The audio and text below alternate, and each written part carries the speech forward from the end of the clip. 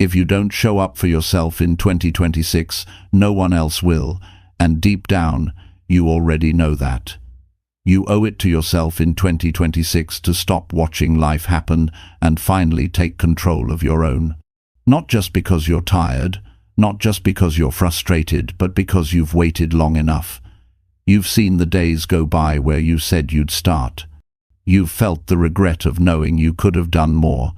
You've kept quiet about what you really want because you didn't feel ready. But here's the truth, there is no perfect time. There's just now. This isn't about motivation that fades in an hour. This is about truth, your truth. And whether you live this year on purpose or keep putting it off, this video isn't here to hype you up, it's here to wake you up. Because 2026 can be the year everything shifts if you finally choose you. Chapter 1. Accept your past and decide to start loving yourself. You owe it to yourself in 2026 to stop carrying the weight of yesterday. Every person I've met who wanted to grow, who wanted to change their life, had one thing standing in their way: how they saw themselves. Not their circumstances, not their money, not their luck. It was how they felt when they looked in the mirror. The truth is, you can't build a new life if you're still punishing yourself for the old one. You've made mistakes. You've failed, you've disappointed people, you've done things you're not proud of. Everyone has. But you can't heal or move forward if you keep treating your past like a prison. The past is over. The lesson remains, but the pain doesn't have to. You owe it to yourself to look back at who you were and say, I understand why you did what you did. That's not weakness. That's growth. That's what real maturity looks like. See, many people think self-love means feeling good all the time. It doesn't. Real self-love starts when you stop hiding from your own story.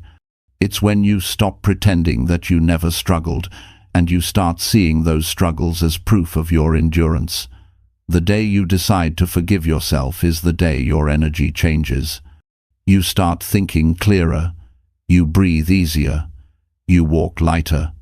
You stop living as a reaction to pain and start creating from strength. You owe yourself the honesty to face your past, not to dwell on it, but to understand it. Why did you give up that dream? Why did you let someone's opinion matter more than your own?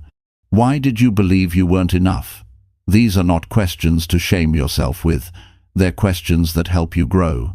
The goal is not to relive the pain, but to recognize how it shaped your thinking. Every belief that limits you came from an old moment that hurt. Until you go back and face that, you'll keep reliving it in new ways. There's something powerful about saying, yes, I messed up, but I'm still worthy. Because when you carry guilt for too long, it turns into self-hate. And self-hate quietly kills everything you want to build. It kills confidence, creativity, ambition, connection, and peace. When you don't love yourself, you spend your life trying to earn worthiness from others. You chase approval. You chase attention. You work hard to be enough for everyone except you. But 2026 can be different. This is your year to stand up and say, I owe myself a clean slate, not a perfect life, just a clean start. That means forgiving yourself for every time you stayed quiet when you should have spoken up. Forgiving yourself for every goal you quit halfway through. Forgiving yourself for the people you hurt when you didn't know better. Because now you do know better. And when you know better, you can live better. Self-love isn't about saying everything's fine when it's not. It's about facing the truth and still choosing to care for yourself anyway. You can admit that you've failed and still believe that you can win. You can admit that you've been lazy and still decide to be disciplined. You can admit that you've been afraid and still take the next step. That's the balance of real personal growth, honesty, without self-destruction. If you want 2026 to be your turning point, stop waiting for someone to come along and make you feel good about your past. No one can do that for you. People can love you, support you, guide you, but no one can heal what you refuse to face. The healing starts when you look at your own reflection and say, I deserve another chance. You can't hate yourself into a better version of you. You can only grow through patience, forgiveness, and consistency. Start small. Start by catching how you talk to yourself. When you fail, what's the first thought that comes to your mind? I'm such an idiot. I'll never get it right. That voice needs to change. Not through false positivity, but through compassion. When a friend falls, you don't call them a failure, you help them stand up. Do that for yourself. You're human. You'll make more mistakes, but if you treat every mistake like proof that you're broken, you'll never build anything. Look, life has already been hard enough. Why keep making it harder by being your own enemy? Imagine how much energy you could free if you stopped replaying every regret. The energy that you waste on guilt could be building something incredible, but it starts with acceptance. You can't rewrite the past, but you can decide how it shapes your future. The same pain that once made you hide can now make you strong. The same failure that embarrassed you can now teach you persistence. You don't erase the past, you transform it. When I talk to people who've rebuilt their lives, they all say the same thing. It started when I finally forgave myself. That's not a weak moment. It's a moment of power, because forgiveness takes courage. It takes self-awareness. It means you've stopped making excuses and started taking responsibility. There's no progress without ownership. You can't grow while still blaming or avoiding. So, as you move into 2026, make a promise to yourself. Promise that you will no longer let guilt or shame control your choices. Promise that you'll speak to yourself with kindness, even when things go wrong. Promise that you'll give yourself the same patience you give everyone else, because no one can do the work of self-acceptance for you. No coach, no mentor, no partner. It's your responsibility. You owe it to yourself.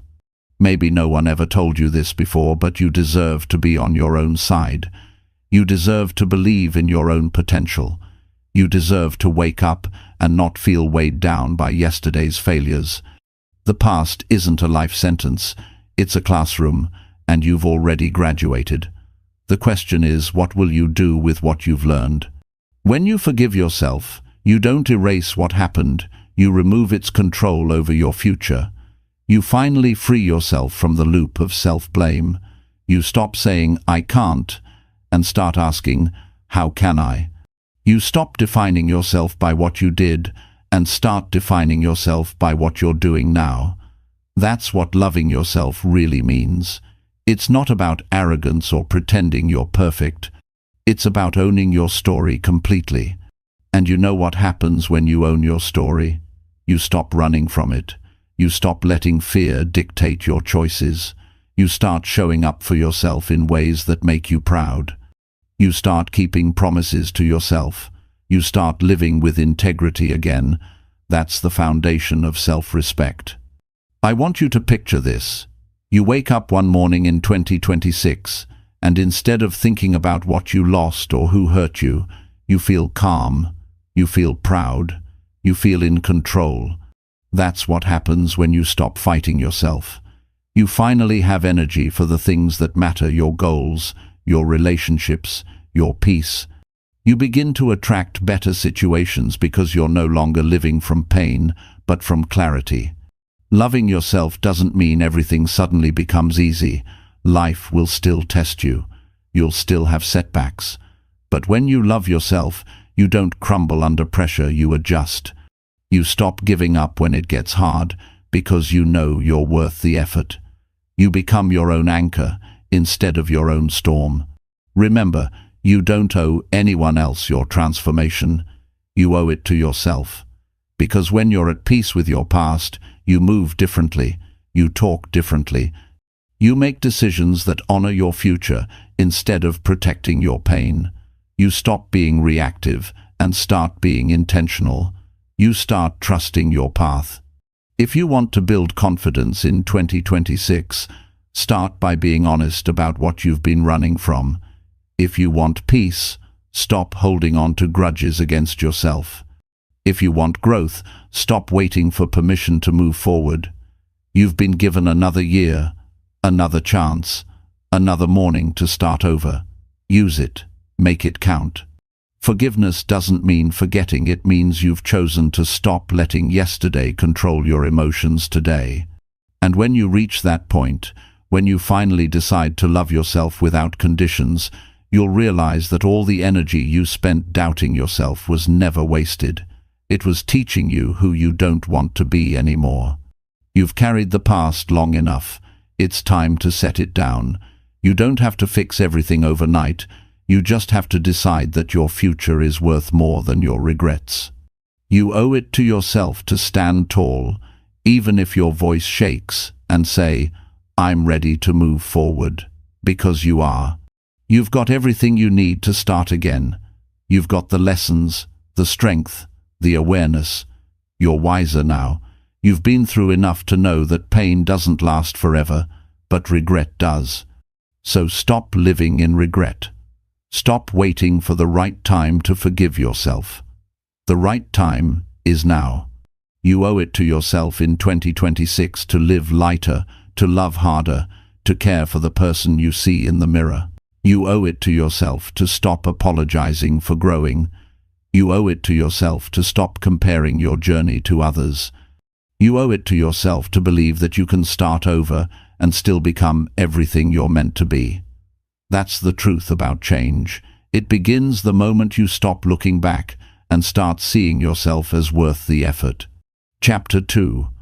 Forgive yourself for waiting and begin again with honesty. You owe it to yourself in 2026 to stop being angry at the time you lost. Maybe you waited too long to start. Maybe you thought you weren't ready. Maybe you were scared of failing, or you kept convincing yourself that the timing wasn't right. Whatever the reason, those years of waiting are gone, and no amount of guilt will bring them back. But what you can do, what you must do, is forgive yourself for waiting, because holding on to regret keeps you standing still, and you've stood still long enough. Everyone has a moment when they realize they could have started earlier. It might hit you when you see someone younger achieving what you once wanted. It might hit you when you look at your own potential and wonder where the years went. But here's the truth. It's not too late. The clock didn't run out on you. What's behind you doesn't define what's ahead of you.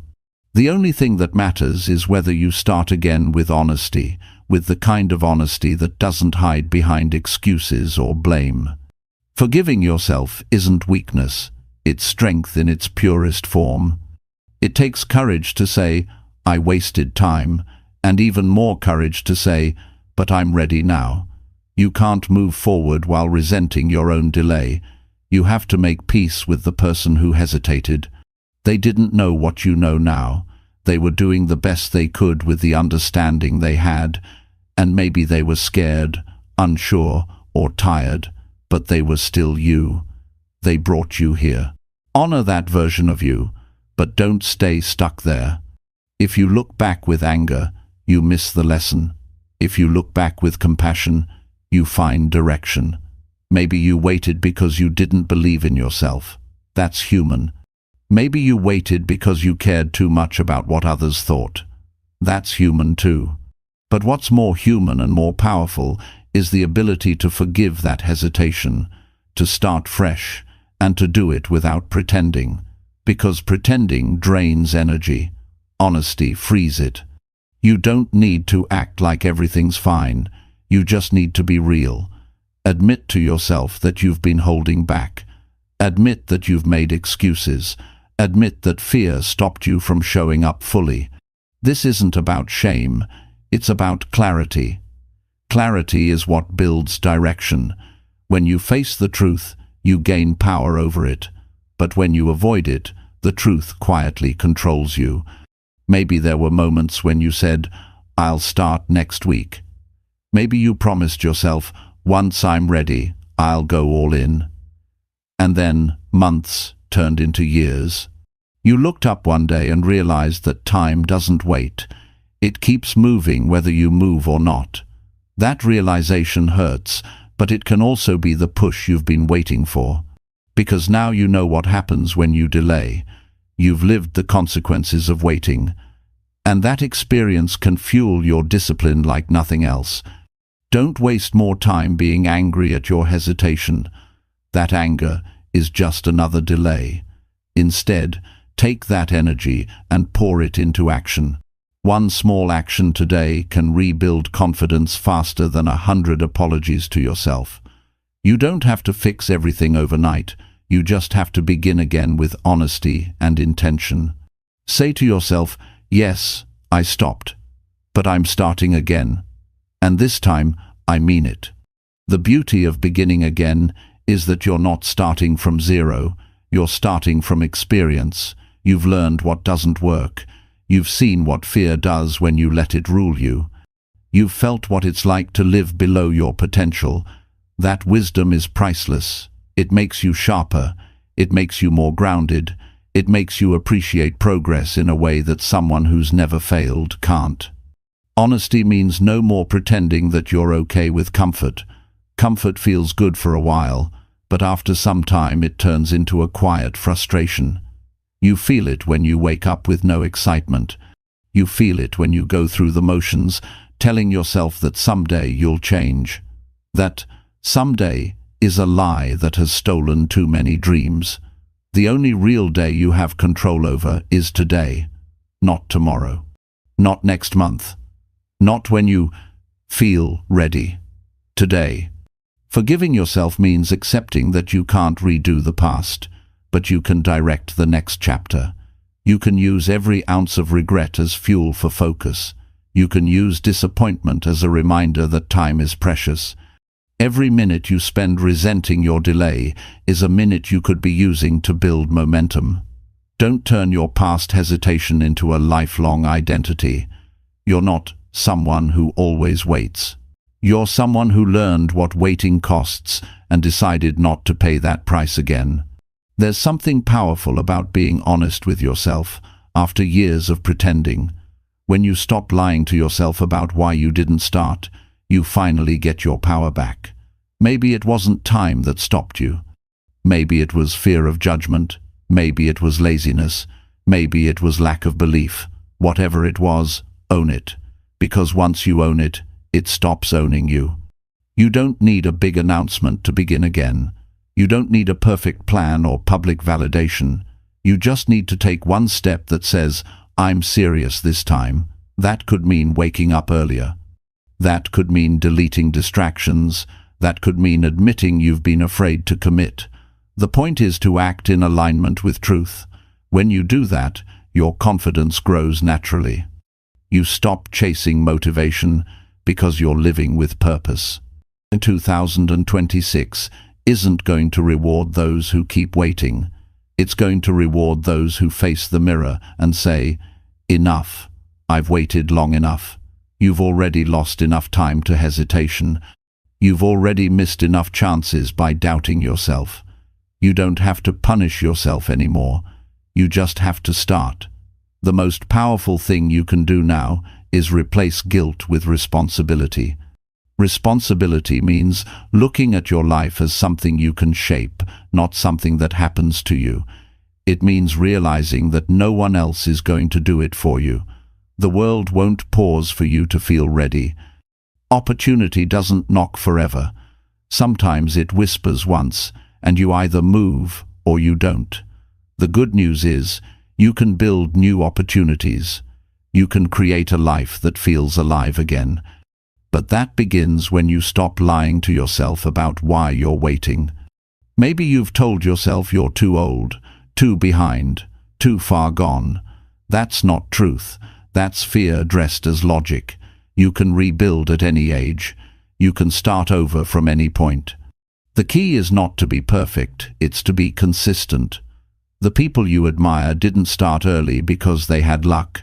They started early because they stopped lying to themselves about why they couldn't.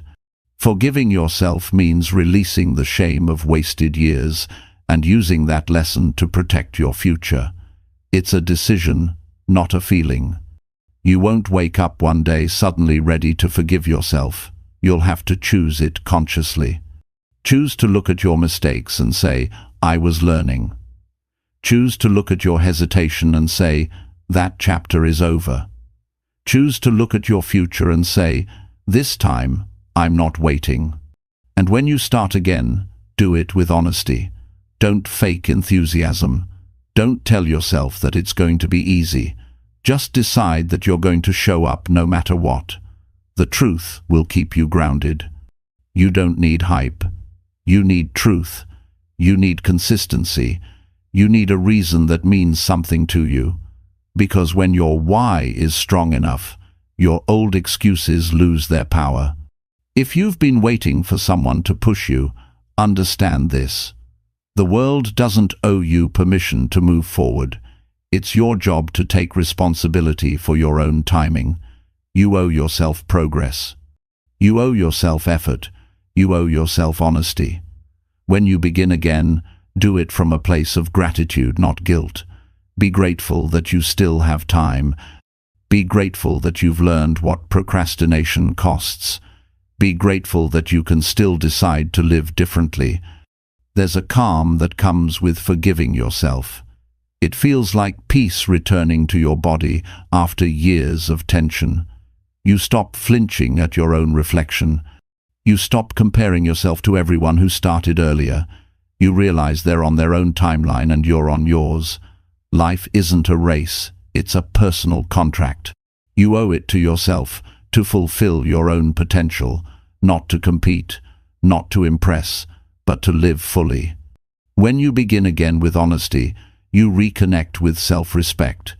You don't need to hide behind fake optimism. You can say, this is hard, but I'm doing it anyway. You can say, I've failed before, but I'm still trying. That's real strength. That's what changes a person. And here's the secret: once you start moving, forgiveness becomes easier. Action rebuilds trust. Every small step you take says to your mind, we're not stuck anymore. That's how you heal the part of you that feels guilty for wasting time. You replace guilt with progress. You replace regret with responsibility. And soon, you begin to like the person you're becoming. You owe yourself that second chance. You owe yourself the truth. No more pretending that time has run out. It hasn't. You're still here. You're still breathing.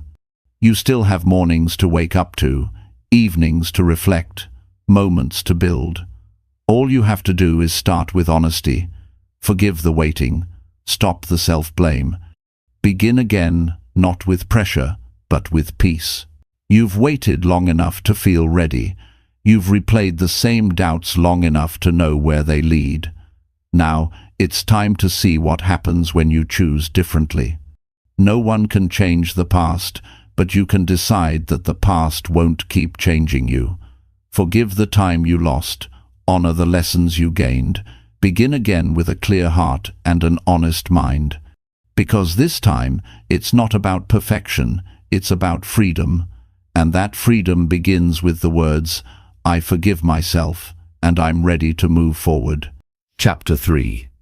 Train your mind to choose peace over overthinking daily. Peace is not something that just happens to you. Peace is something you train your mind to choose every single day. Most people live trapped in their own thoughts. They replay old conversations, they imagine new problems, they fight invisible battles in their heads, and then they wonder why they feel tired before the day even begins. Overthinking doesn't protect you from pain, it only multiplies it. Your mind becomes a battlefield when it should be your home. You owe it to yourself to make that home peaceful. Every morning you wake up, your mind starts running before you even get out of bed. Thoughts about work, people, mistakes, responsibilities, they rush in like a flood. And if you don't take control early, that noise controls you for the rest of the day. You can't live a calm life with a chaotic mind. You can't grow when your energy is being spent on problems that don't even exist yet. Overthinking takes small worries and turns them into walls. Peace breaks those walls down and reminds you that most things aren't as big as your thoughts make them. Training your mind doesn't mean forcing yourself to stop thinking. It means learning to direct your thoughts toward what helps you, not what hurts you. It means creating space between what happens to you and how you react. The mind loves to run, but peace teaches it how to walk. When you learn to slow your thoughts down, you gain control over your emotion. You begin to see that not everything needs an instant reaction, not every thought needs a reply, and not every worry deserves attention. Think about how many times your day was ruined by something that only existed in your imagination. You thought someone was upset with you. You imagined failure before you even tried.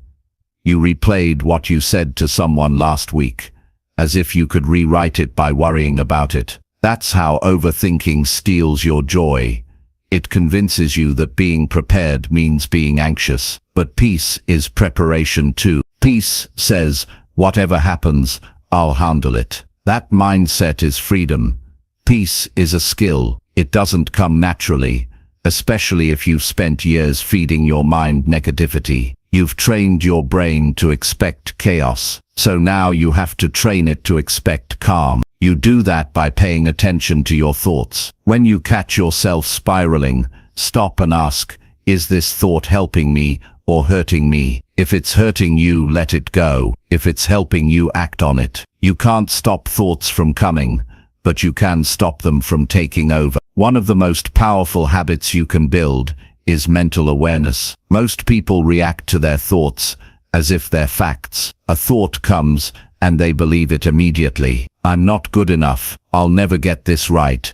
People don't like me. These are just sentences in your head, not truths. The moment you realize that thoughts are suggestions, not commands, you take your power back. Peace begins where blind belief ends. Your mind will always try to pull you into worry because it's wired to protect you. But in today's world, that protection often turns into panic. We live surrounded by information, opinions, and noise. Every notification, every piece of bad news, every comparison adds fuel to your thoughts. That's why you must be intentional about what you feed your mind. You can't fill your brain with fear all day and expect peace at night.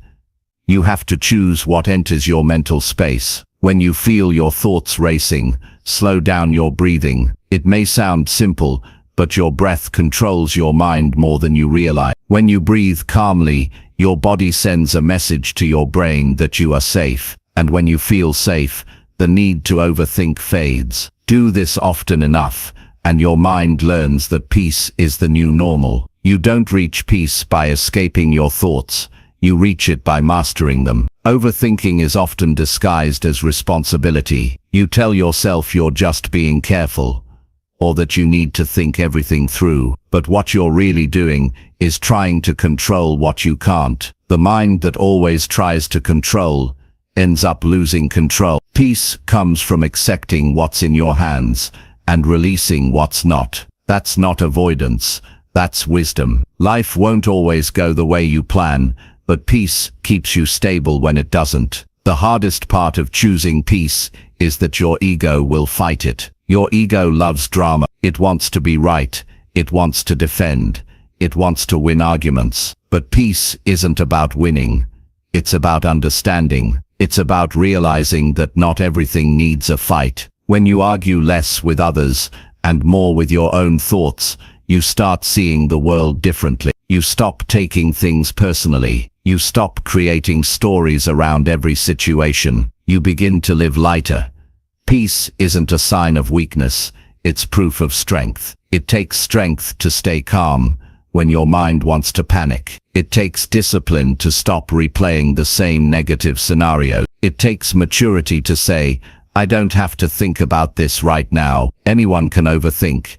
It takes practice to rise above it. You're not running away from reality when you choose peace. You're returning to clarity.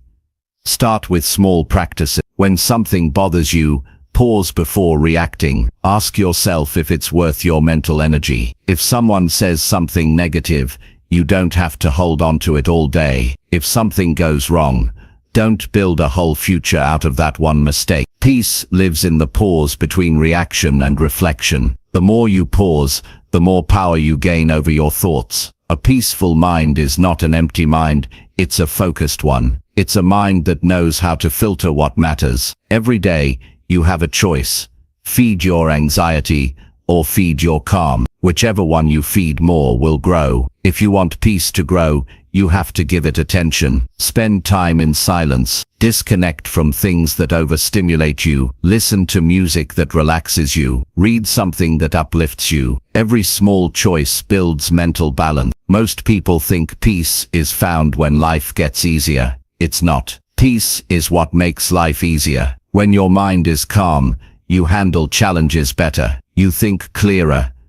You don't waste energy on what doesn't matter. You respond with patience instead of anger. You listen more and react less. That's real power. Quiet, steady, and deeply rooted. You'll notice that overthinking often comes from fear. Fear of the unknown. Fear of judgment. Fear of making mistakes. But fear doesn't go away by thinking about it more. It goes away when you act in spite of it. Overthinking is paralyzing. Action is freeing. Sometimes peace comes not from sitting still, but from doing what you know needs to be done. When you act, your mind has less room to spiral. Peace and overthinking can't live in the same space. You have to choose one, and every day you have that choice. You can spend the morning doubting yourself, or you can use that energy to plan your next step. You can waste your evenings worrying about what people think, or you can use that time to learn something new. Every thought you allow has a cost. Peace is knowing which thoughts are worth paying attention to. When your mind starts to overthink, remind yourself that not every problem needs to be solved immediately. Some things need time. Some questions don't have answers yet. Give yourself permission to not know everything right now. The need for constant control is what fuels anxiety. Peace comes when you accept uncertainty without letting it steal your calm. Think about how you talk to yourself when you're stressed. Do you speak kindly, or do you attack yourself with guilt and doubt? The mind believes what it hears the most. If you feed it harshness, it will create tension. If you feed it kindness, it will relax. You can't shame your mind into peace. You can only guide it there. Be gentle when you correct your thoughts. Say, I don't need to think about this now, and move. That's how you build inner strength, through repetition and patience. Some people wait for peace to appear when everything is perfect. But peace isn't found in perfection. It's found in acceptance. There will always be something uncertain, something unfinished, something out of your control. If you keep waiting for everything to settle before you feel calm, you'll spend your whole life waiting. Peace isn't the absence of problems, it's the presence of perspective. Start noticing what triggers your overthinking. It could be scrolling too much online, talking to negative people, or revisiting old situations. Once you recognize your triggers, set boundaries. Protect your mental space like it's sacred, because it is. You can't allow everyone and everything to have access to your peace. Learn to say no when something disrupts your calm. You're not being rude. You're being responsible. There will be days when peace feels hard to find. Days when your mind wants to run back to old habits. That's okay. You're not failing. You're training. Training takes time. You didn't learn to overthink overnight, and you won't unlearn it overnight either. But each day you practice awareness. Each time you catch yourself before the spiral starts, you're strengthening a new mental muscle. Eventually peace becomes your default. You owe it to yourself to stop letting your thoughts hurt you. You owe it to yourself to build a mind that feels safe to live in. You owe it to yourself to stop giving overthinking all your energy. Your peace matters more than your fears. Your calm is more valuable than your control. You can't create a good life if your mind is always in chaos. So every morning, remind yourself, today I choose peace. Not because everything is perfect, but because I deserve to feel okay, even when it's not. Today I will not argue with my mind. Today I will give myself space to breathe. That's how peace begins.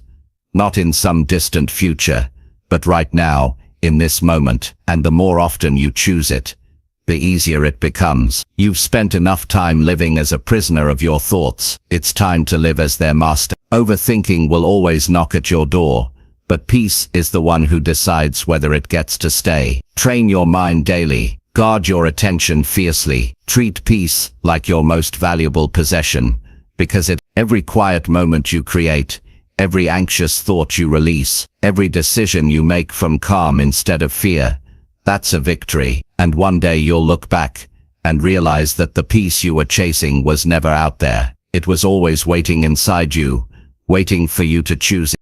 Chapter 4. Stand up for your dreams even when no one claps. There will come a time when you'll have to walk alone, when the room will be quiet and no one will say your name. You'll look around and realize that the people you thought would cheer you on are silent. That silence can break you or build you. This is where your strength is tested, not when everyone believes in you, but when no one does. You owe it to yourself to stand up for your dreams, even when no one claps, even when your efforts go unnoticed, and even when it feels like no one understands what you're trying to do. Most people start strong when there's excitement around them. They work hard when others notice. They stay motivated when they get praise, and they feel confident when validation keeps coming. But when the noise fades, most stop. The truth is, the people who achieve real success are the ones who keep showing up long after the applause has stopped. They understand that their dream is their responsibility, not anyone else's. They don't wait for motivation, they build discipline. They don't wait for recognition, they build consistency. If you're waiting for support to move forward, you'll stay waiting. The world doesn't always celebrate effort, it celebrates results. And until those results appear, most won't understand what you're building. But you can't let that stop you. Every dream begins in silence. Every idea starts in private. The world only claps when they see the finish line, not when you're still running the race. But your job isn't to perform for them. Your job is to believe so deeply in what you're doing that their silence doesn't shake you. You will have nights where you question yourself. You'll wonder if it's worth it, if you're foolish for trying, if you're wasting time chasing something no one else sees. In those moments, remind yourself why you started. Remember the feeling that made you dream in the first place. That feeling is real. That spark is yours. No one gave it to you, and no one can take it away. People might doubt your dream, but they can't live with your regret. Only you will have to carry that. So carry your dream instead. Standing up for your dream doesn't mean ignoring reality. It means facing reality and deciding to shape it. It means pushing forward, even when it's uncomfortable. It means being okay with not being understood for a while. People might think you've changed. They might question your choices. They might laugh. But remember, those who mock what they don't understand are often the ones too afraid to try. Let them talk. While they talk, you work. While they wait for approval, you build. The path of a dreamer is not glamorous. It's filled with long hours, self-doubt, and moments when you wonder if anyone even notices what you're doing. But those quiet moments are sacred. That's where character is formed. When you work without recognition, you learn who you really are. You learn whether you're doing it for the praise or for the purpose. If your dream only matters when someone's watching, it's not a dream, it's a performance. But if it matters even when no one sees, that's your calling. You owe it to yourself to believe in your dream, louder than others. Doubt it. Because if you don't believe, no one else will. People believe in proof, but proof only comes after persistence. When you keep going without applause, you build the type of inner strength that can't be broken. That strength becomes your foundation. So when success finally comes, You'll know you earned it, not because the world cheered, but because you refused to quit when it did. You'll have people who tell you to be realistic, to tone it down, to stop dreaming so big. But realistic is often just another word for fearful. People who gave up on their own dreams will tell you to give up on yours. Don't take advice from those who settle. Listen politely, but keep your focus. You can't let the noise of others drown out the sound of your own potential. Sometimes, standing up for your dreams means saying no to comfort. It means turning down opportunities that don't align with your purpose. It means sacrificing nights out, ignoring distractions, and staying committed to something that feels far away. The hardest part is that you'll do all this quietly. No one will see the late nights, the frustration, the failures, or the lonely morning. But that's okay. Those aren't meant to be seen. They're meant to build you. Don't confuse silence with lack of progress. Growth happens quietly. A seed grows under the soil long before it breaks through the surface. Your dream is the same way. You might not see results right now, but something is happening inside you. Every day you show up, you're strengthening the roots. Keep watering your effort. Keep nurturing your mindset. The results will come, but only if you don't stop just because no one's watching. You'll realize that some people can't clap for you because your progress reminds them of their own hesitation. It's not that they don't care, they just haven't found the courage to start their own journey. Don't take it personally. Their silence isn't your fault. Don't dim your ambition to make others comfortable. You're not here to prove anything to them. You're here to become everything you're capable of. The world celebrates results but forgets the grind.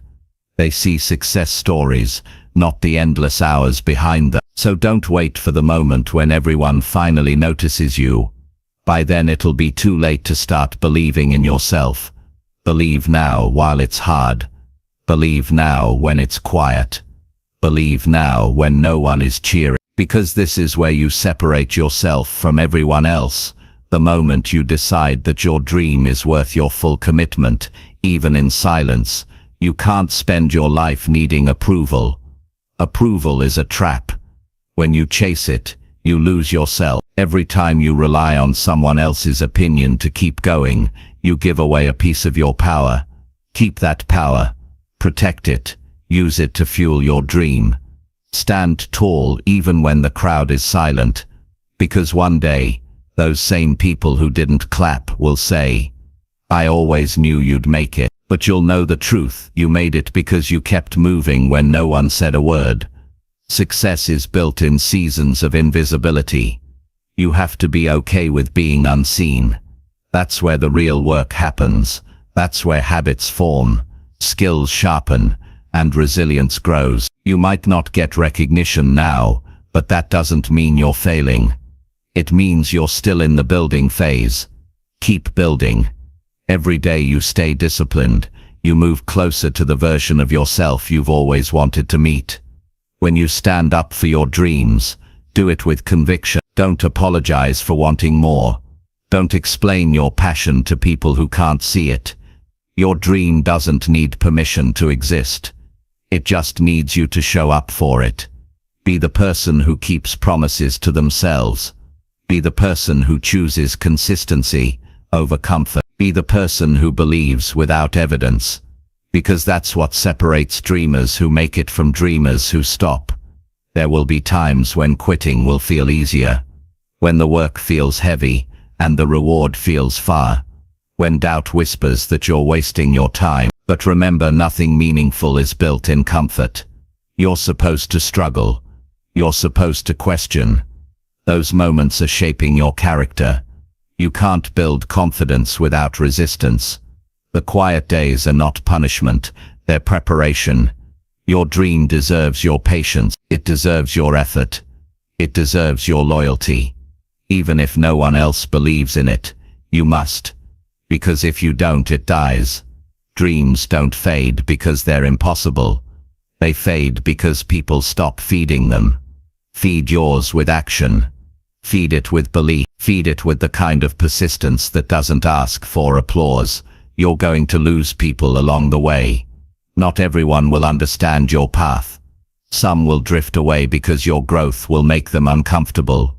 That's okay. You're not meant to be understood by everyone. You're meant to be true to yourself. When you walk your own path, you'll find people who understand it. But they'll come later after you've proven to yourself that you can walk alone. There's something beautiful about standing for your dream without validation. It gives you freedom. You no longer depend on opinions to define your progress. You become unstoppable because your motivation comes from within. You stop living for attention and start living for purpose. That's when the work becomes pure. That's when you feel fulfillment. Not from the claps, but from knowing you didn't give up on yourself.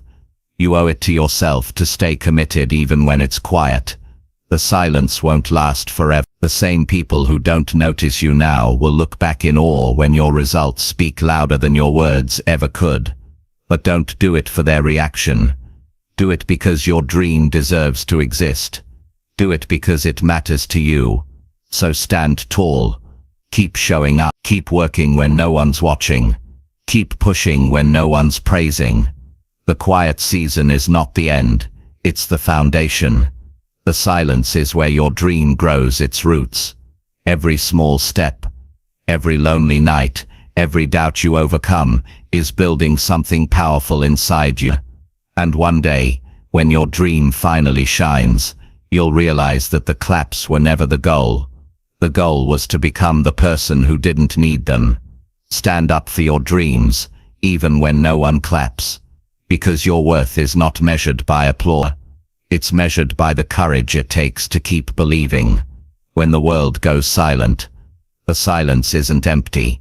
It's proof that you're strong enough to create without approval. Keep going. One day you'll look back and thank yourself for every quiet step that got you there. Chapter 5. Heal your inner pain by showing up with effort. Pain changes a person. It changes how you think, how you move, how you trust. But pain, when left unhealed, doesn't just stay in the past. It follows you quietly into every part of your life. You start building walls where you once built bridges. You start expecting disappointment before giving anything a chance. You start hiding behind words like "I'm fine," because facing what's inside feels too heavy. But here's the truth. Healing doesn't come from waiting for the pain to disappear. Healing begins when you decide to show up with effort, even while it still hurts. You can't escape inner pain by pretending it's not there. You can't ignore it long enough for it to vanish. The only way to heal is to face it, to understand it, to move through it. The effort to heal is not loud or glamorous. It's quiet, uncomfortable, and deeply personal. It means getting up on days you'd rather stay down. It means doing your best when your heart feels tired. It means forgiving yourself for still feeling broken. That's effort. That's strength. We often think healing means feeling happy again. But real healing isn't happiness. It's honesty. It's being able to sit with your pain without letting it control you. It's saying, yes, I'm still hurting, but I'm still trying. That's not weakness. That's courage. When you show up with effort, even through the pain, you're telling yourself, I deserve a better life, and I'm willing to work for it. That's how you rebuild your inner world, one honest effort at a time. There's a lie we often tell ourselves: when I feel better, I'll start. But the truth is, you start to feel better when you start. Healing happens in motion. You can't think your way out of pain.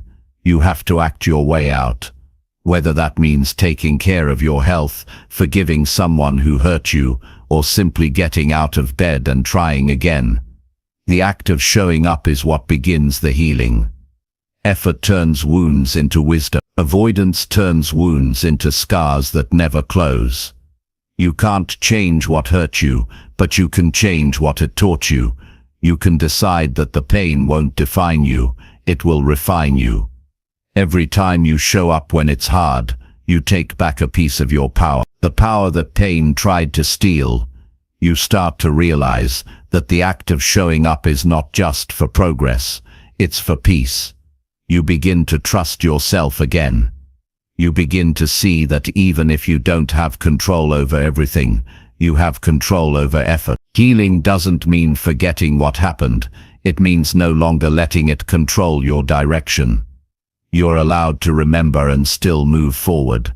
You're allowed to feel pain and still take steps toward your goal. Showing up with effort doesn't mean you're done hurting. It means you've chosen not to stay stuck. You owe yourself that chance. Effort is what keeps pain from turning into regret. Because if you stop trying, pain becomes your identity. It starts dictating who you think you are. You start saying I'm broken instead of I'm healing.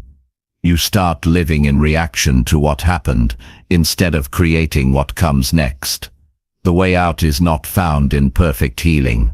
It's found in imperfect effort. Every time you show up, you send a message to your mind.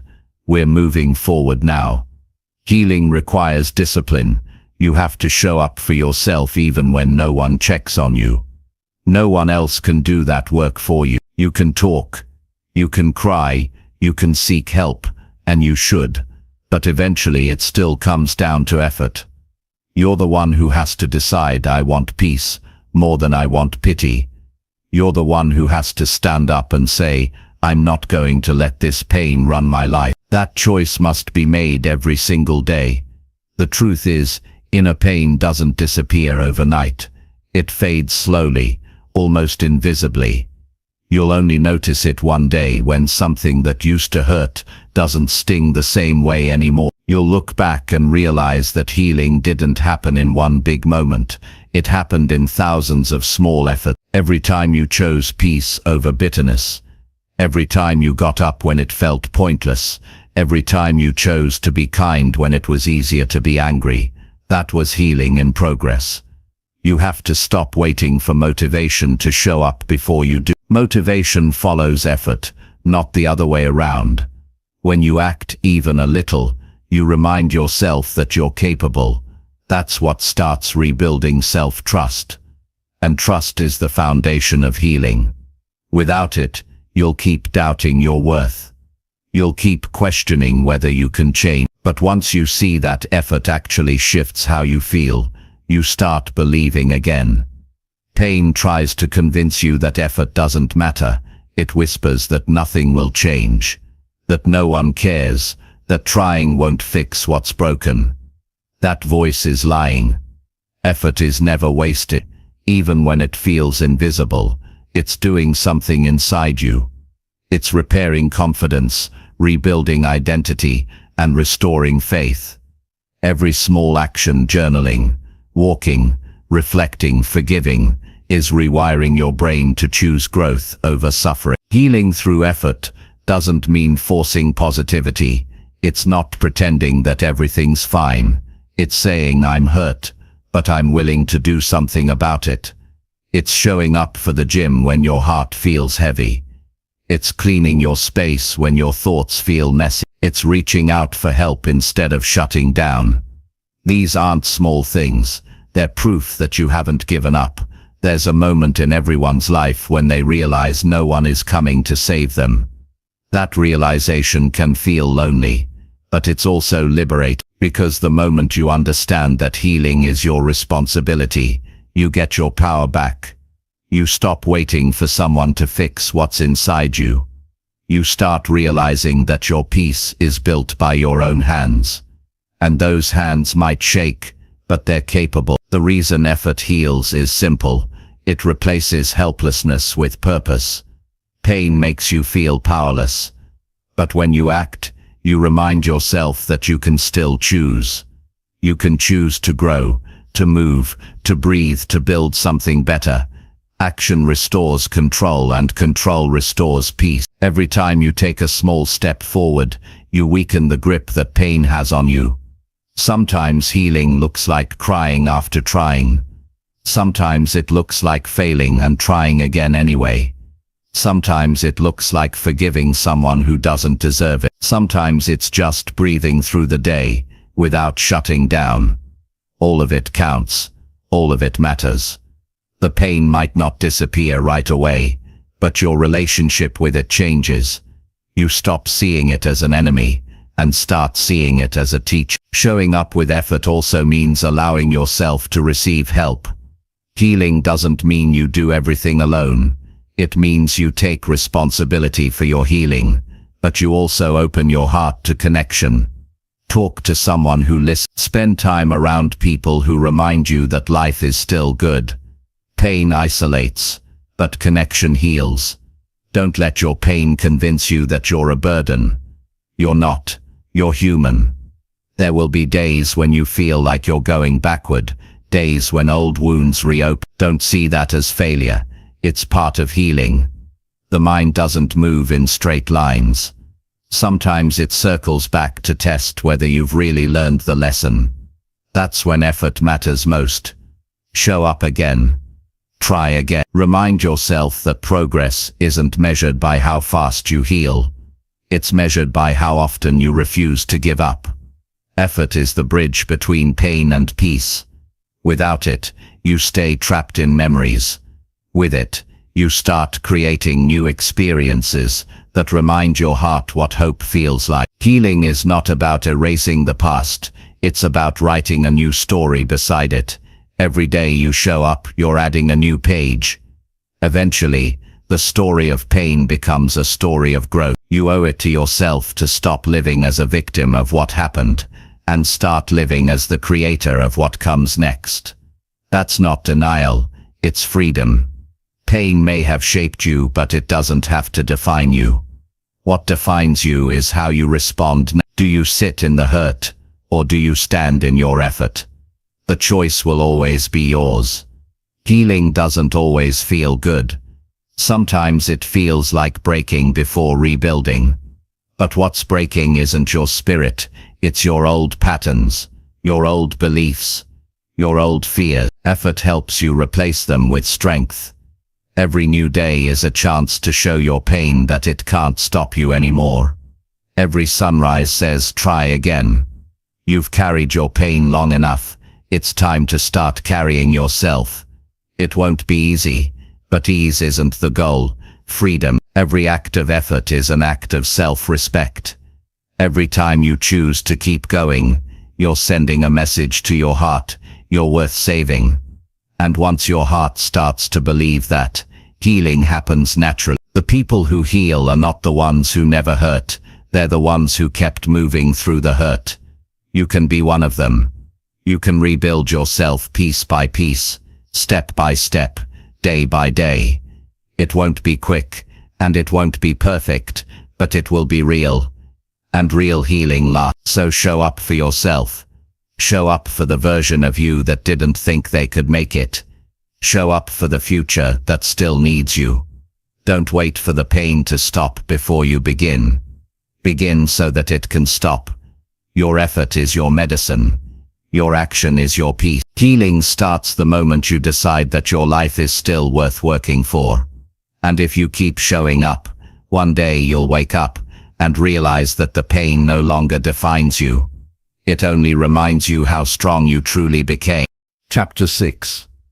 Build discipline on days your heart feels heavy. There will be mornings when you wake up and your chest feels heavy, when even the smallest tasks seem like mountains. You'll sit in silence, staring at what needs to be done, but your mind whispers that you can't. On those days, motivation disappears. The fire that once kept you going feels dim. That's when discipline becomes your best friend. Because discipline doesn't ask how you feel, it asks what needs to be done. You owe it to yourself to build discipline, especially on the days your heart feels heavy, because those are the days that shape who you become. Everyone loves being productive when they feel inspired. It's easy to give your best when your mood is good, when things are working, when energy is high. But life isn't built on good days, it's built on consistent ones. The days you feel strong make you move forward, but the days you feel weak determine whether you'll stay the course. Discipline is what bridges that gap. It's the quiet force that says, I'll show up, even when I don't want to. That voice, though small, is what separates growth from stagnation. You can't wait to feel ready every day. Feelings are unpredictable. They shift like weather. One day you're confident, the next you're exhausted. If you let feelings decide your actions, your progress will always be unstable. But if you let discipline lead, your actions remain steady no matter how unstable your emotions are. That's not about being cold. It's about being committed. It's about learning that consistency is an act of self-respect. When your heart feels heavy, discipline becomes the rope that pulls you forward. You don't need to run, you just need to take one small step. That step could be showing up to work, going for a walk, finishing that project, or just refusing to give up. What matters is that you refuse to let pain make your decisions. Pain is temporary, but habits last. When you choose effort over emotion, you slowly build a mind that can handle anything. Discipline isn't punishment, it's a form of care. It's you saying, I matter enough to do what's necessary, even when I don't feel like it. Some people confuse discipline with harshness. It's not harsh, it's loyal. It's the part of you that doesn't give up on yourself, no matter how heavy life feels. When everything inside you says, stop, discipline gently says just one more step. That's how progress is made, one quiet, consistent step at a time. Think about how many dreams have died because someone was waiting to feel ready. They had talent, ideas, passion, but no discipline. They worked hard only when it felt good. But feelings are fragile. They fade when life gets difficult. Discipline is different. It endures. It shows up in the rain, in the silence, in the doubt. It doesn't need applause. It doesn't ask for ease. It just keeps going. That's the kind of strength you need if you want to build a life that lasts. When your heart feels heavy, the temptation to quit becomes loud. You'll tell yourself it's just a break, but deep down you know it's an escape. It's easy to step back when you're tired. It's harder to keep going. But discipline isn't about perfection. It's about showing up despite imperfection. It's not about doing everything right. It's about not walking away from what matters. Every time you show up when it's hard, you teach your mind that you can be trusted. You start believing in yourself again. The hardest battle is often the one you fight in silence. No one sees your struggle. No one knows how hard it is to stay consistent. But those unseen moments define you more than anything else. Every time you choose to work through the heaviness, you're rewriting your story.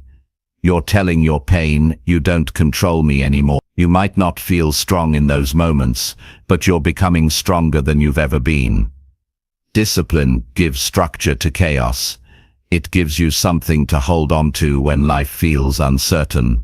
When your emotions spiral, discipline is the anchor that keeps you grounded. It reminds you that even when your world feels unstable, your actions can still be stable. You might not be able to fix everything around you, but you can still control how you respond. That's power. That's ownership. You can't think your way out of heaviness. You have to act your way through it. When your heart is heavy, your thoughts will often lie to you. They'll say, what's the point, or it doesn't matter. But it does matter. Every act of effort matters. Every bit of movement matters. The smallest step is still movement, and movement brings healing. When you act, you break the hold that pain has on you. You remind yourself that even when you're hurting, you can still move. Discipline doesn't erase the heaviness, but it keeps you from drowning in it. It builds resilience. It trains your mind to keep going when life feels unfair. And the more you practice it, the more you realize that heaviness doesn't define the day you do. You learn that you can still choose effort, even when you can't choose joy. That's what separates those who crumble from those who rise. There will be days when getting out of bed feels like a victory. And it is. Don't underestimate small wins. Sometimes discipline looks like completing a full workout. Other times it's just showing up to start it. Sometimes it's finishing your work early. Sometimes it's doing it slowly but steadily. The goal isn't to be perfect. The goal is to stay in motion. Progress doesn't always look pretty, but it's still progress. When you build discipline on heavy days, you build self-trust. You start realizing that your strength doesn't depend on external motivation. You stop waiting for circumstances to be right and start creating results no matter what's happening around you. You stop being controlled by your emotions and start guiding them. That's the power of discipline. It puts you back in charge.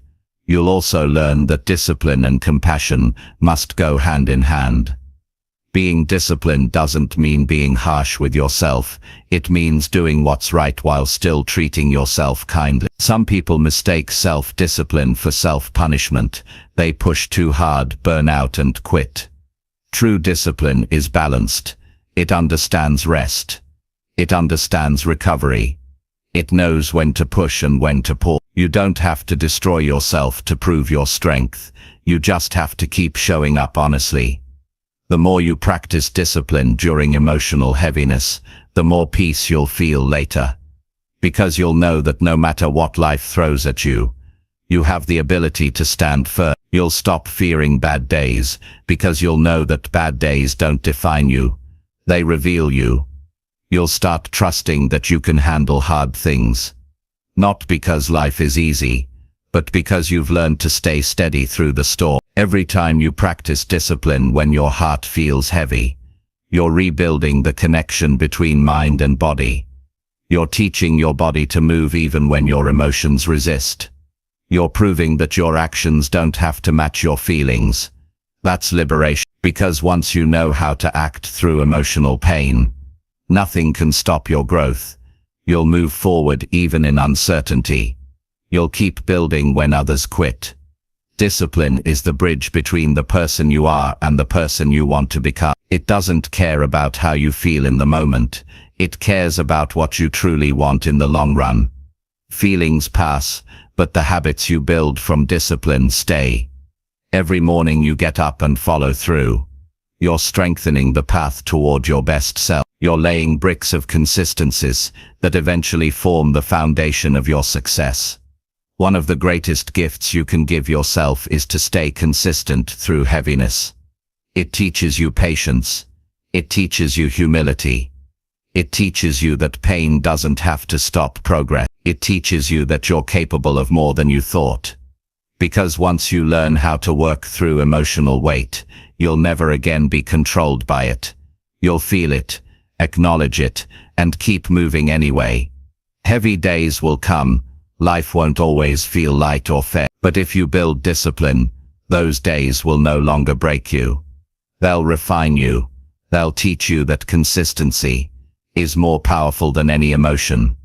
They'll remind you that strength isn't about always feeling okay. It's about showing up even when you don't. That's real maturity. That's real growth. So when your heart feels heavy, don't run from the day. Show up anyway. Do one thing that moves you forward even if it's small. It might not erase the heaviness, but it will stop it from controlling you. Every time you do that, you're building a stronger version of yourself, a version that doesn't depend on perfect conditions, but on unwavering character. There's beauty in the struggle when you see it for what it is. Training. Every difficult day is training for your future strength. Every time you act through heaviness, you're preparing for greater challenges ahead. One day, the things that used to overwhelm you will no longer scare you. You'll look back and realize that the days you wanted to quit were the ones that built your foundation. You owe it to yourself to be consistent, not just when it's easy, but especially when it's hard. Because the hardest days teach the deepest lessons. They reveal your endurance. They show you your real potential. And when your heart finally feels light again, you'll look at the life you've built, the habits, the progress, the peace, and know it came from effort, not luck. You'll know that you earned it one heavy day at a time. Discipline won't always feel good, but it will always lead you somewhere better. It's not about forcing yourself, it's about freeing yourself. It's about choosing stability in a world full of chaos. And when you master that, you become unstoppable. Not because life gets easier, but because you've learned how to keep going, no matter how heavy your heart feels. Chapter 7. Trust your own voice more than outside opinions. There will come a point in your life when the loudest voices around you will try to shape who you are. Some will come from people you admire, some from people who doubt you, and some from the endless noise of a world that tells you who you should be. But the truth is simple: you will never find peace until you learn to trust your own voice more than the opinions that surround you. Your voice is the only one that knows what you've lived, what you've felt, and what you truly want. It's the voice that has been with you through every high and every heartbreak, yet it's the one you've learned to silence because you were afraid of being wrong. From a young age you were taught to listen to others. Parents, teachers, friends, co-workers, society, all giving directions, advice, and expectations. Over time it becomes easy to mistake their voices for truth. You start measuring your worth by their approval, shaping your choices around their comfort, and questioning yourself every time your opinion doesn't match theirs. The more you listen to the outside world, the more disconnected you become from yourself. That's how most people lose their clarity, not from failure, but from forgetting how to hear themselves think. Trusting your own voice doesn't mean rejecting everyone else. It means learning to filter. It means hearing opinions without letting them dictate your direction. People will always have something to say. They'll project their fears, their insecurities, and their limitations onto you. They'll call it advice, but it's often reflection. What they tell you not to do is what they're afraid to try. What they tell you can't work is what they never had the courage to attempt. If you base your life on their fear, you'll never experience your potential. Your inner voice isn't perfect, but it's honest. It might not always tell you what's easy, but it will always tell you what's right for you. It's that quiet feeling you get when something doesn't sit well, even if it looks good on paper.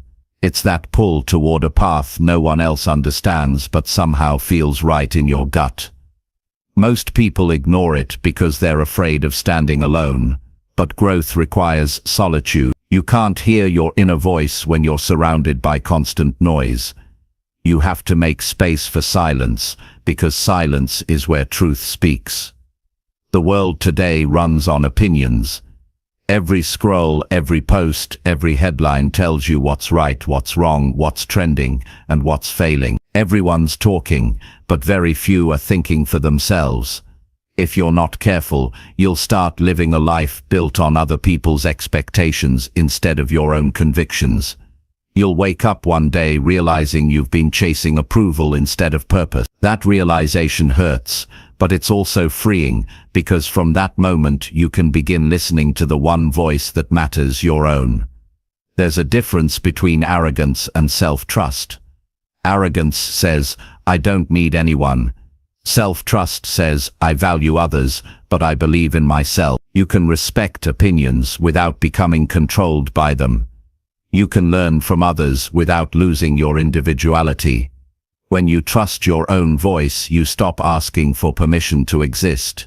You stop apologizing for having a vision that others can't see yet. You stop shrinking yourself to fit into conversations that don't align with who you are. Sometimes the reason you feel lost is because you've been trying to live according to too many people's map. One person tells you to take one road, another says the opposite, and you end up standing still, afraid to move in any direction. But the right path is not the one with the most approval. It's the one that feels like peace when you walk it. Peace is the sign that you're aligned with your truth. Confusion often means you're trying to live someone else's version of right. You'll have moments where trusting yourself will feel lonely. You'll doubt your decisions. You'll question whether you're making a mistake. But that's part of the journey. The goal isn't to always be certain, it's to be honest. Certainty comes later, through experience. If you wait for everyone to agree before you act, you'll wait forever. People can't always see what you see. Your vision is meant for you, not for them. You can explain it, you can share it, but you can't expect everyone to understand it. When you make choices from your own conviction, something powerful happens. You begin to respect yourself more. You stop needing constant reassurance. You start making peace with your decisions, even when they lead to mistakes, because you know they were yours. Mistakes made from self-trust teach lessons. Mistakes made from people-pleasing teach resentment. When you follow your own voice, even your failures help you grow. They become steps toward wisdom instead of weights of regret. Trusting your voice requires you to let go of your need to be liked. The truth is, the more authentic you become, the fewer people will understand you.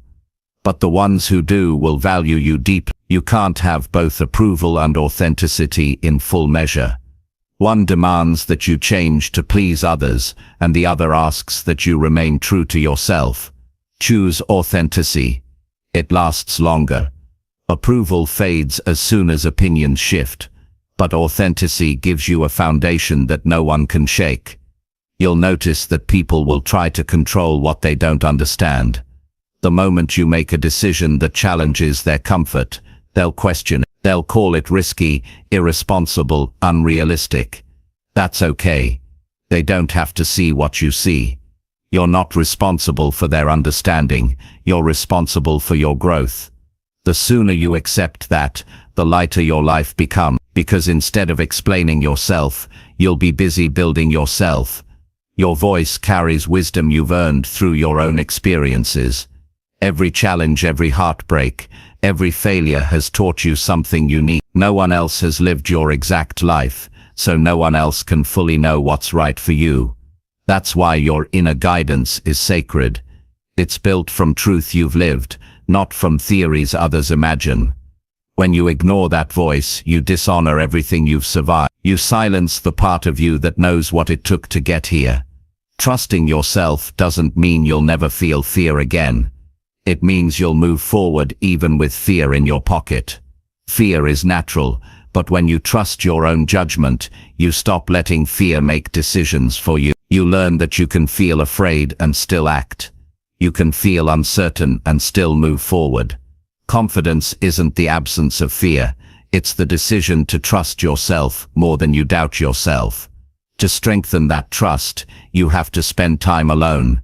Not loneliness, just solitude, space without distractions, without voices, without constant input.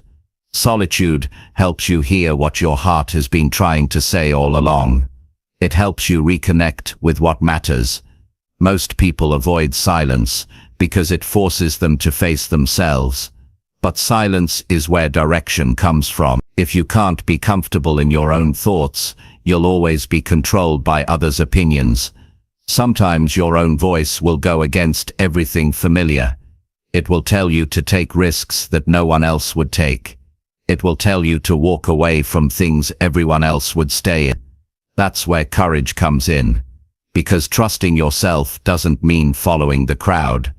It means being brave enough to walk your own path, even if that means walking alone for a while. You'll be misunderstood, you'll be doubted, but you'll also be free, and that freedom will make all the difference. The more you trust yourself, the quieter the world becomes. You stop chasing approval because you realize it never gave you peace anyway.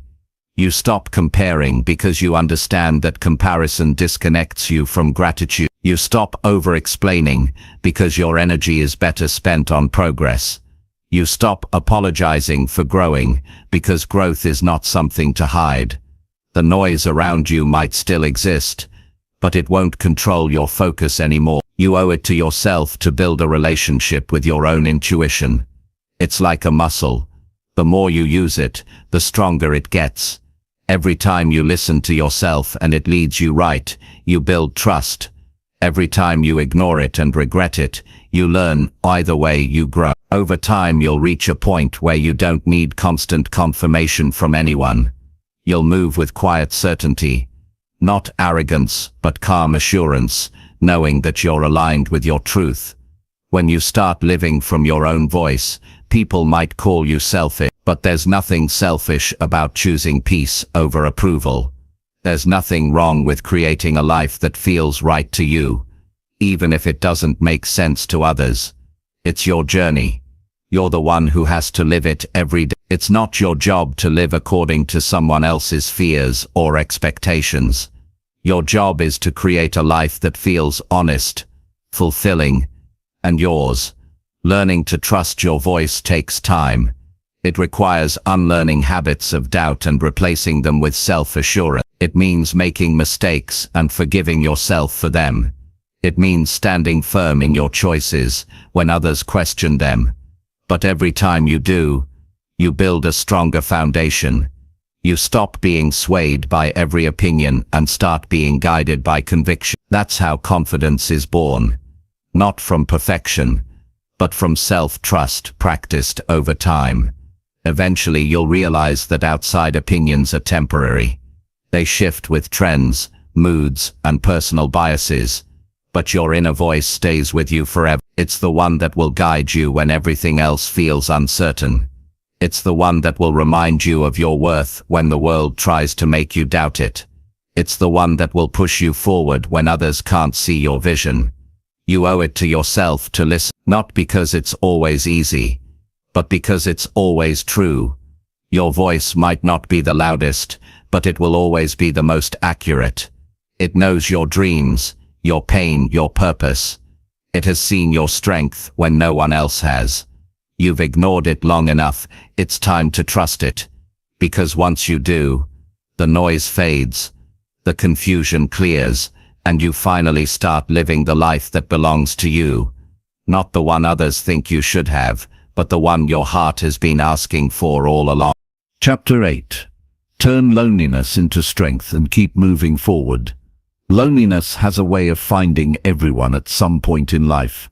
It arrives quietly, not always in the form of empty rooms or silence, but in moments where you feel unseen even in a crowd, unheard even in conversations, disconnected even from people you care about. It's one of the hardest feelings to face because it makes you question your worth, your direction, and sometimes even your identity. But loneliness isn't the enemy we think it is. It's not a punishment or proof that you're broken. It's a message. It's your soul saying, it's time to know yourself. When you stop running from loneliness and start learning from it, something powerful happens. You turn isolation into self-discovery, and you start building strength that can't be shaken by anyone's presence or absence. Most people try to escape loneliness by filling the silence. They reach for distractions, noise, attention, anything to avoid sitting with themselves. But that escape never works for long. Because loneliness doesn't go away when you drown it out. It only fades when you understand it. The truth is, loneliness is not always about missing other people. Sometimes it's about missing yourself. The version of you that got lost while trying to please everyone else. You've spent so much time showing up for others that you forgot what it means to show up for you. And when the noise stops, when everyone leaves, what's left is the space where you meet yourself again. Turning loneliness into strength starts with acceptance.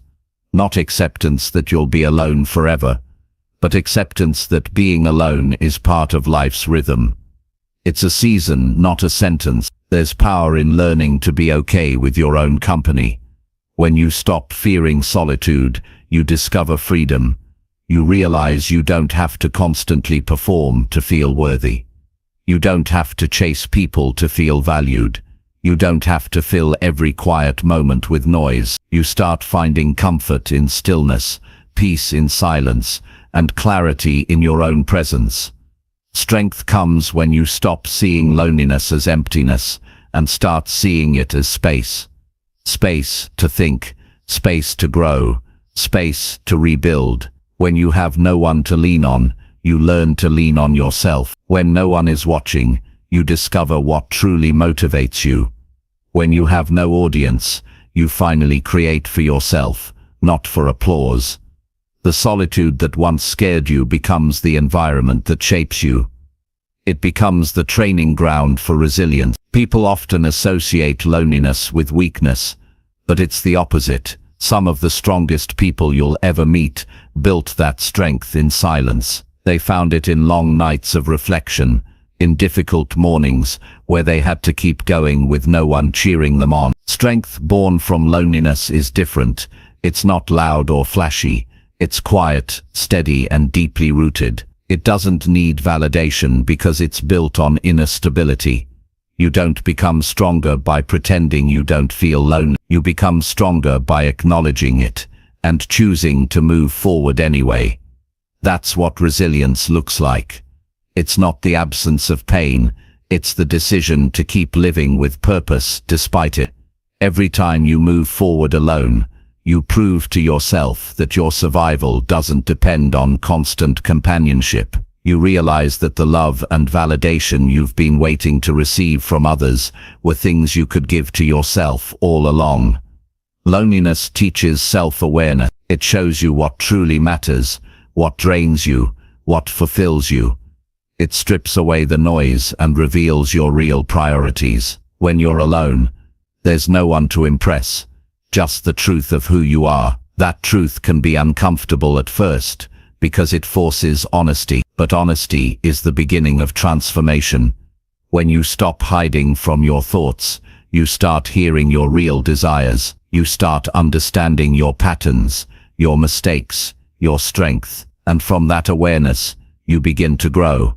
It's in lonely seasons that you build habits that last. You start developing consistency, because you're not distracted by constant validation. You learn how to motivate yourself, how to comfort yourself, how to push yourself. You start making choices based on your values, not on what others expect. That's how independence is born, not from rejecting connection, but from realizing that connection starts within. Sometimes, loneliness feels unbearable because it brings back memories of rejection or loss. You think of people who left, moments that ended, love that faded.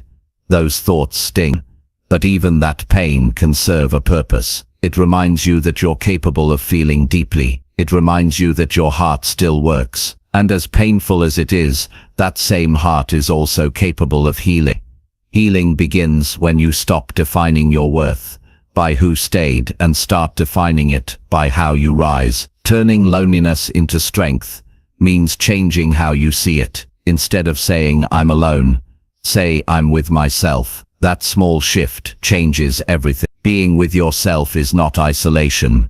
It's intimacy. It's a relationship that deserves attention, just like any other. You spend years learning to love others, to understand them, to be patient with. Imagine what would happen if you gave yourself that same patience, that same love, that same care. You'd stop searching for people to complete you, because you'd realize you're already whole. When you make peace with solitude, the quality of your relationships changes too. You no longer cling to people out of fear. You connect out of choice. You stop begging for attention, because you've learned to give yourself validation. You stop tolerating half-hearted love, because you've learned what full-hearted peace feels. The relationships that come after self-connection are stronger, healthier, and more authentic, because they're not built on need. They're built on respect. Loneliness also sharpens focus. When you're not constantly surrounded by voices, you can hear your goals more clearly. You can think deeply, plan strategically, and act intentionally. Most of the world's breakthroughs were born in solitude. The writer alone at a desk, the athlete training before dawn, the thinker pacing in silence, all of them found strength in being alone. Solitude gives birth to vision. It allows you to see what others can't because you're not distracted by the crowd. The strength you build in loneliness will carry you through every season of life. When challenges come, you won't collapse because you've learned how to stand on your own. When people leave, you won't break because your peace doesn't depend on their presence. When opinions rise, you won't waver because your direction comes from within. That kind of strength isn't built overnight. It's built in quiet mornings, long evenings, and countless moments of choosing yourself again and again. To keep moving forward, you have to stop treating loneliness as something to escape and start treating it as something to grow through. Every lonely season is temporary, but what you learn in it can last a lifetime. You learn resilience, independence, and clarity. You learn how to find calm in discomfort. You learn how to sit with pain without letting it consume you. That emotional endurance becomes your superpower. It gives you stability when others lose control. There's nothing wrong with craving connection. We all need it, but you have to make sure you're not seeking connection as a way to avoid because no relationship, no friendship, no company can fill the space that only self-connection can fill. You can have a room full of people and still feel empty if you've never built a relationship with yourself. That's why loneliness comes back even in crowds. It's not about being surrounded, it's about being aligned. Keep moving forward even when you feel alone. You don't have to move fast. Some days, progress will be slow. Some days, it will feel invisible. But forward is forward. Every time you keep going, you prove that loneliness doesn't control you. It might visit, but it doesn't define your path. You define it through persistence, faith, and daily effort. You might not feel strong while you're doing it, but one day you'll look back and realize that loneliness didn't break you, it built you. There will be moments when loneliness tries to convince you to give up. It will whisper that no one cares, that no one's watching, that your effort doesn't matter. But that's when you must remind yourself that progress isn't made for attention. It's made for growth. Every silent step matters. Every private effort counts. You're becoming someone who doesn't depend on circumstances to keep moving. That's real freedom. You'll reach a point where loneliness no longer scares you. It becomes familiar, even comforting. You'll find peace in your own company. You'll start to enjoy your thoughts, your ideas, your routine. You'll stop running from silence and start using it as fuel. That's when you know you've turned loneliness into strength, because now solitude isn't something that hurts. It's something that helps. One day, you'll look back on the lonely nights and realize they were the foundation of your strength. You'll see that every quiet moment was teaching you patience, self-trust, and resilience. You'll understand that loneliness wasn't trying to destroy you. It was trying to prepare you. It was shaping you into someone who can stand tall, no matter who stands beside you. You owe it to yourself to keep moving forward, even when no one walks with you. The road might feel long, but it's leading you somewhere better. Every step alone brings you closer to peace. Every act of perseverance makes you stronger. Loneliness is not the end of your story. It's the chapter that teaches you how to write the rest of it with courage, confidence, and independence. So when the nights get quiet and the world feels distant, don't run from it. Sit with yourself, listen, learn, grow, because the strength you build in those moments will stay with you long after the loneliness fades. Keep moving forward with faith in your journey. You're not lost. And what you're becoming is someone powerful enough to walk alone, yet peaceful enough to never feel lonely again. Chapter 9. Take responsibility for your growth and stop blaming life. There comes a moment when you realize that no one is coming to save you. No miracle, no perfect circumstance, no person is going to suddenly make your life what you want it to be. That realization can feel harsh, but it's also one of the most powerful truths you'll ever accept. Because once you stop waiting for life to fix itself, you start taking control. You stop saying, "Why is this happening to me?"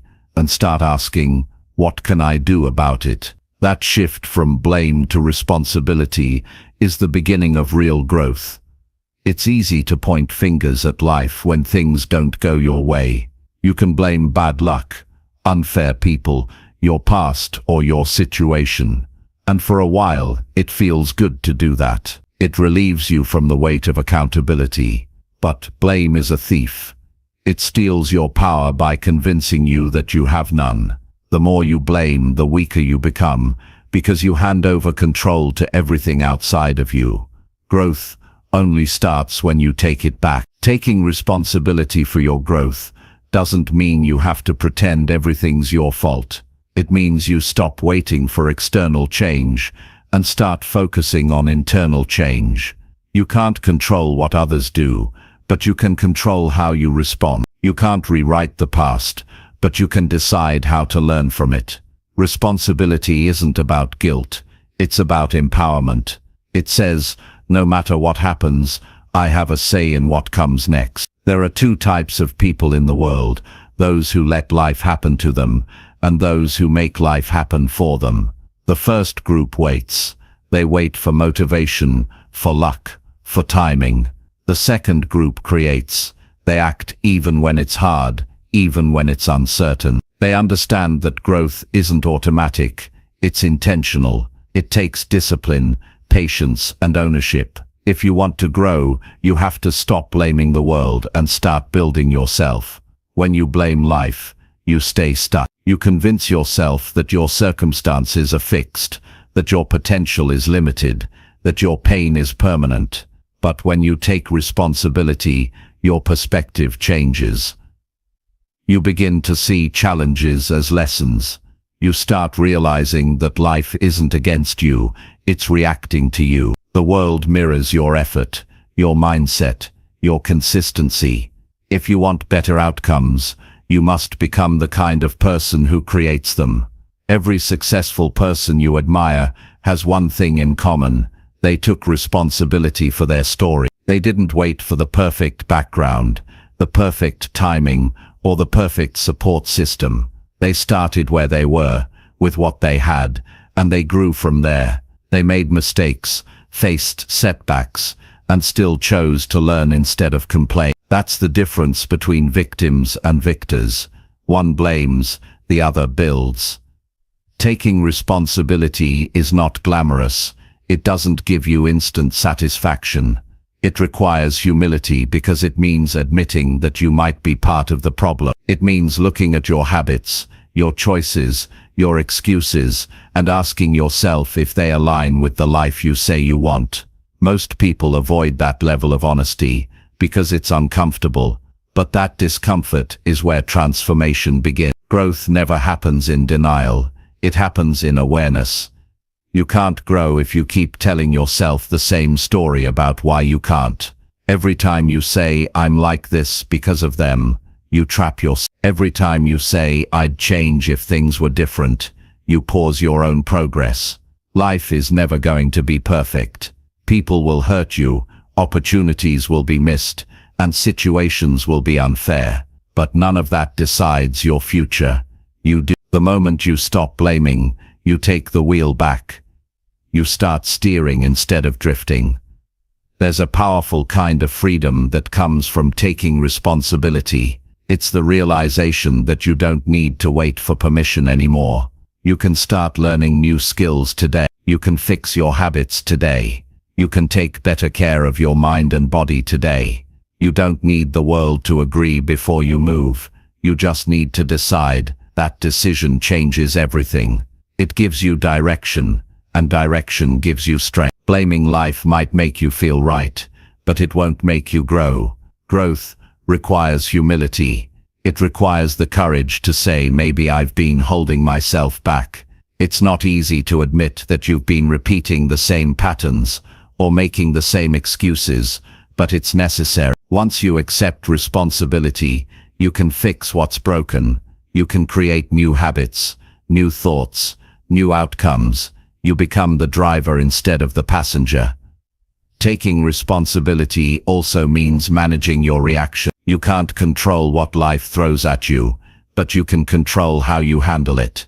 Some people spend their entire lives reacting to problems instead of solving them. They let emotions make decisions, and then they blame circumstances for the results. But people who grow know better. They pause, they reflect, and then they respond with clarity. That emotional control is a sign of maturity. It's the mark of someone who's learned that peace comes from the inside, not from external conditions. It's easy to say, life is unfair. Sometimes it really is, but fairness is not a requirement for growth. Growth thrives on adversity. Every difficult season has something to teach you. Every disappointment hides a lesson. Every failure gives you data on what not to repeat. When you stop blaming and start studying your challenges, they turn from obstacles into teachers. That shift in perspective is what separates progress from paralysis. One of the greatest truths about growth is that it doesn't happen by chance, it happens by design. You can't drift into improvement, you have to build it with intention. That means setting goals, creating systems, staying consistent, and holding yourself accountable. Accountability is uncomfortable because it forces you to confront your choices, but without it, growth stays a wish instead of becoming a reality. Taking responsibility also means owning your effort. You can't expect big results from minimal input. If you want more, you have to give more focus, more patience, more discipline. Life rewards those who take it seriously. If you half commit to your goals, you'll always live in frustration. But if you give your best consistently, even when it's not easy, progress becomes inevitable. Stop saying, "It's just how I am." That's not identity, that's avoidance. The person you are is not a fixed product, you're a work in progress. You can evolve, you can change patterns that don't serve you. You can grow into someone stronger, wiser, calmer, but that won't happen if you keep defending your limitation. Taking responsibility means believing that you can become better, and then proving it through action. You also have to stop comparing your growth to others. Blaming life sometimes shows up as envy. You look at what others have and assume they had it easier. But you don't know their story. You don't see the sacrifices, the late nights, the persistence behind their success. When you waste time comparing, you lose focus on your own work. The only person you should compete with is who you were yesterday. Every day is another chance to level up, and that's only possible if you stay accountable to your own progress. Responsibility also means being patient with the process. Growth doesn't happen overnight. It takes time, repetition, and resilience. You might not see results immediately, but that doesn't mean you're failing. It means you're building. Blame thrives on impatience. Responsibility thrives on persistence. If you're consistent long enough, the results always come. You just have to stop expecting instant change and start trusting steady effort. Blaming life gives you temporary comfort, but responsibility gives you permanent change.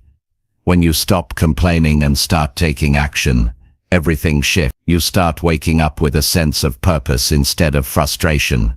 You stop seeing problems as punishment and start seeing them as preparation.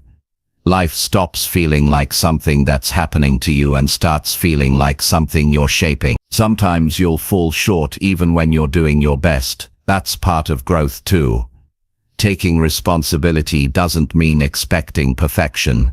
It means owning your journey. You'll make mistakes. You'll have bad days. But instead of blaming the world or giving up, you reflect, learn, and keep moving. That's what maturity looks like. Not avoidance, but awareness. If you want your life to change, you have to stop outsourcing accountability. It's not your boss, your parents, your partner, or your circumstances that determine your future. It's you. The power has been in your hands all along. Every decision you make either builds your future or delays it.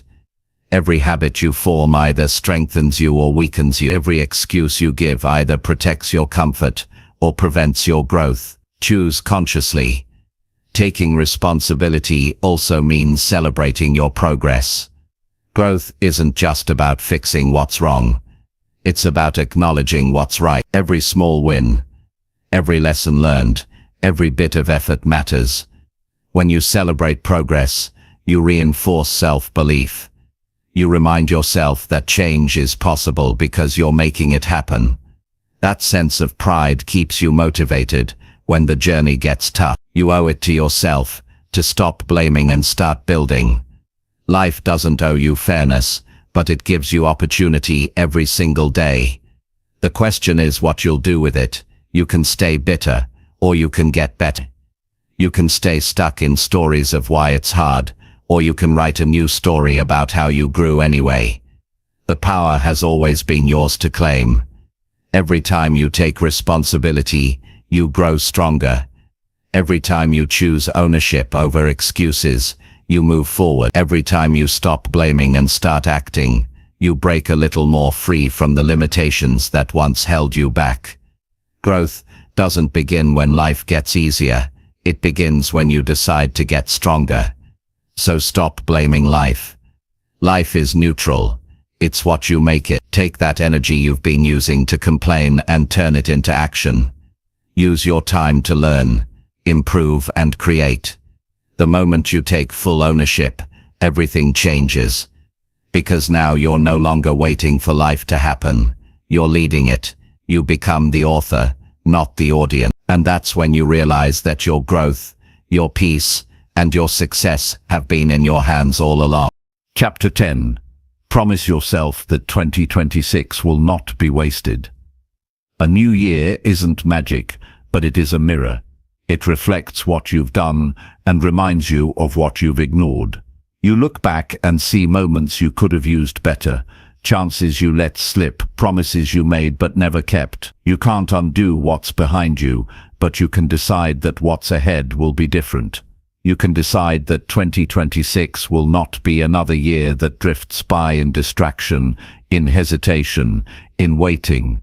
This time it can be the year you show up fully for your own life. You owe yourself that. Not because you're behind, but because you deserve to see what your best actually looks like when you stop holding back.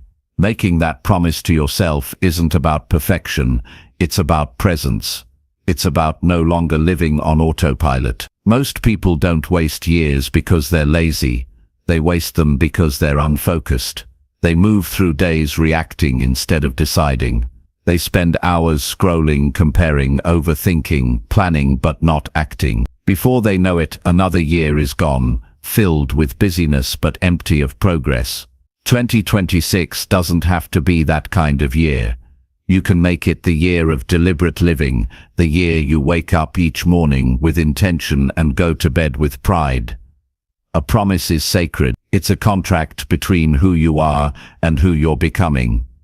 When you promise yourself that 2026 will not be wasted, you're not just talking about working harder. You're talking about living wiser. You're saying, I will not spend another year waiting for motivation. I will not waste energy blaming circumstances. I will not let fear choose my direction. You're deciding to treat your time like the most valuable thing you own. Because time is the one thing you can never get back. And the truth is, one day you'll wish you had more of it. So use it now. Start by being honest about how much of your life is being used intentionally. Take a look at your days. How much time goes to habits that serve your growth? How much goes to things that drain you? Growth doesn't require huge changes overnight. It requires small, consistent adjustments in how you spend your time and where you place your focus. You can't keep saying you want a different life while living the same day over and over. Something has to shift. And that shift begins when you promise yourself that you'll stop wasting energy on things that don't move you forward. Every wasted year begins with wasted days. Days of procrastination, distraction, and self-doubt. You say, I'll start tomorrow, and tomorrow becomes next week, next month, next year. But the truth is, someday is a lie we tell ourselves to stay comfortable. If you want to make 2026 count, stop waiting for the right moment. The right moment is the one where you start, even if it's small, even if it's messy. Movement creates momentum. The moment you begin, your energy shifts, your confidence grows, and your life starts changing in real time. Don't underestimate how much one year can change your life when you take it seriously. In 12 months, you can learn new skills, heal old wounds, build strong habits, and create a version of yourself that feels unrecognizable compared to who you are now. But that won't happen by accident. It happens by consistency. Promise yourself that every day in 2026, you'll do at least one thing that pushes you forward, even if it's small. Read, learn, plan, move, grow. It doesn't have to be dramatic. It just has to be daily. 2026 can be the year you stop living by pressure and start living by purpose. You've spent enough time trying to meet expectations that don't belong to you. You've tried to please people who didn't notice your effort. This year is about you. Not in a selfish way, but in a responsible one. It's about building the life you've been postponing. It's about choosing what truly matters and letting go of what doesn't. You owe yourself focus. You owe yourself peace. You owe yourself effort. To keep your promise, you'll need structure. Motivation will come and go, but structure keeps you moving. Build systems that support your goal. Create routines that protect your time. Set boundaries that defend your focus. If you don't design your days, the world will design them for you. 2026 will not feel different unless you live differently. You don't have to change everything at once, but you have to change something. And yes, there will be hard days. There will be mornings where you feel unmotivated. Nights where you question whether it's working. Moments where old habits try to pull you back. But that's exactly when the promise matters most. It's easy to commit when it's convenient. It's powerful to commit when it's uncomfortable. Discipline will carry you where motivation can't. Every time you show up on a hard day, you're proving to yourself that this year will not slip away like the others. Remember that no one else can make this promise for you.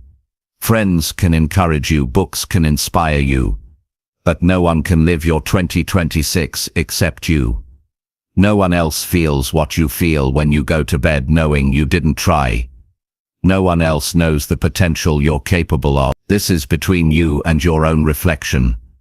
And if you're tired of feeling like you could be doing more, it's time to stop talking about change and start living it. Take accountability for your direction. If something isn't working, don't wait for it to fix itself. Adjust. Learn, improve. You don't have to get everything right, but you do have to stay in motion. Life rewards movement. Even when you make mistakes, you're still gaining experience. Failure isn't a waste of time, inaction is. Every step you take teaches you something. Every mistake makes you sharper. You can't waste a year when you're learning every day. To make 2026 count, you also have to define what not wasted means to you. It doesn't have to be grand or dramatic. For some, it might mean building a business or changing career. For others, it might mean rebuilding confidence, improving health, repairing relationships, or finding peace. What matters is that it's meaningful to you. A year is wasted only when it's lived without intention. If you wake up every day with a reason to try, you're already ahead of most people. This year should not be lived on repeat. If you enter 2026 with the same mindset that kept you stuck before, it will become 2025 all over again. Promise yourself growth, not perfection. Promise yourself honesty. Promise yourself that you won't lie about your effort or make excuses when things get uncomfortable. Excuses steal more time than failure ever could. You can recover from mistakes, but you can't recover lost years. Make this the year of accountability. The year you look at your habits and ask, is this helping me or hurting me? The year you stop settling for comfort when you know you're capable of more. The year you stop chasing quick satisfaction and start building long-term fulfillment. You deserve more than half-hearted effort and empty promises. You deserve the satisfaction that comes from knowing you kept your word to yourself. There will be times in 2026 when progress feels slow. You'll question if it's worth it. But those are the moments that define you. If you keep pushing forward when the excitement fades, you'll find a strength you didn't know you had. You'll realize that growth doesn't come from big bursts of effort. It comes from showing up again and again, especially when no one is watching. Don't let this year slip into the category of someday. Don't keep saying I'll start when things calm down or I'll try when I feel ready. Life never gets perfectly calm, and readiness is built through action, not before it. The people who achieve what they want aren't always the smartest or the luckiest. They're the ones who simply follow through. They decide, they act, and they keep acting. Be one of those people this year. The promise you make to yourself now will shape the person you become 12 months from today. Imagine the pride of looking back and knowing you didn't waste another year. Imagine the peace of knowing you stayed committed even when it was hard. Imagine the confidence of seeing your progress and realizing that every small step added up to something real. That's what's waiting for you if you keep your word. 2026 doesn't have to be perfect to be meaningful. You don't have to do everything right, you just have to stay true to your promise. Some days you'll move fast, others you'll crawl, but forward is forward. Every small victory matters. Every bit of effort compounds. Every time you choose focus over distraction, you invest in your future self, and the person you'll become by the end of this year will thank you for not giving up when it was easier to stay comfortable.